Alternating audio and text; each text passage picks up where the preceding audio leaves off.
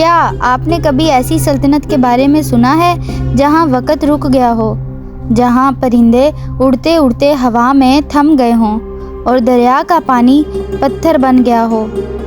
یہ کہانی ہے شہزادی کرن کی، جس کا سامنا ایک ایسے جادوگر سے تھا جو لوگوں سے ان کی یادیں چرا لیتا تھا۔ آج آپ جانیں گے کہ جب سب کچھ ختم ہو جائے تو ایک لڑکی کی ہمت کیسے پوری دنیا میں دوبارہ زندگی کی لہر دوڑا سکتی ہے۔ وادی نور میں ایک بہت خوبصورت شہزادی رہتی تھی جس کا نام کرن تھا۔ اس کے بال اتنے لمبے اور سنہری تھے کہ جب وہ چھت پر کھڑی ہوتی تو دور سے ایسے لگتا جیسے پہاڑوں کے پیچھے سے سورج نکل رہا ہو۔ کرن کی سب سے بڑی طاقت اس کی ہمت اور اس کا جادوئی آئینہ تھا، جس میں وہ کسی کا بھی مستقبل دیکھ سکتی تھی۔ اسی وادی کے قریب ایک تاریخ قلعے میں ایک ظالم جادوگر آتش خور رہتا تھا۔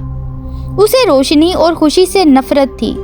اس نے اپنی جادوئی طاقت سے وادی نور پر حملہ کیا اور وہاں کی ہر چیز کو جامد کر دیا۔ لوگ جہاں تھے وہیں بت بن کر رہ گئے۔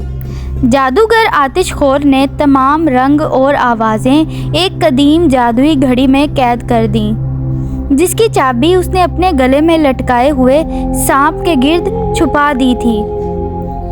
شہزادی کرن خوش قسمتی سے اس وقت اپنی جادوئی کمرے میں تھی، اس لیے وہ بچ گئی۔ اس نے دیکھا کہ پوری وادی خاموش ہو چکی ہے۔ وہ اکیلی ہی آتش خور کے قلعے کی طرف روانہ ہوئی۔ راستے میں پہلا امتحان کانچ کا پہاڑ تھا جو اتنا پھسلنا تھا کہ اس پر قدم رکھنا ناممکن تھا۔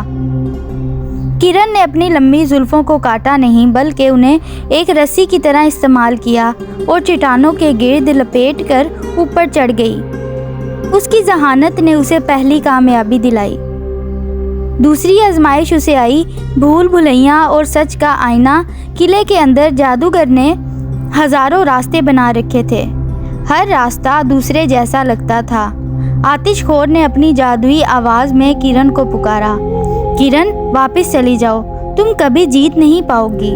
لیکن کرن نے اپنے پاس موجود جادوئی آئینے کو نکالا۔ آئینے نے اسے وہ راستہ دکھایا جہاں سے سچ کی روشنی آ رہی تھی۔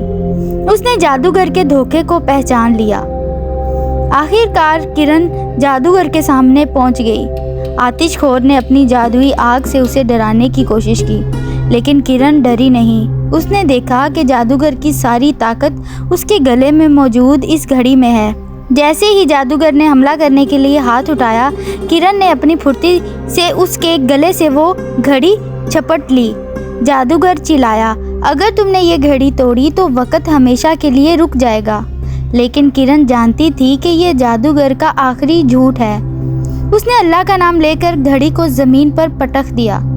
جیسے ہی گھڑی ٹوٹی، ایک زوردار دھماکہ ہوا اور اس میں سے لاکھوں تتلیاں، رنگ اور خوشبوئیں باہر نکلیں۔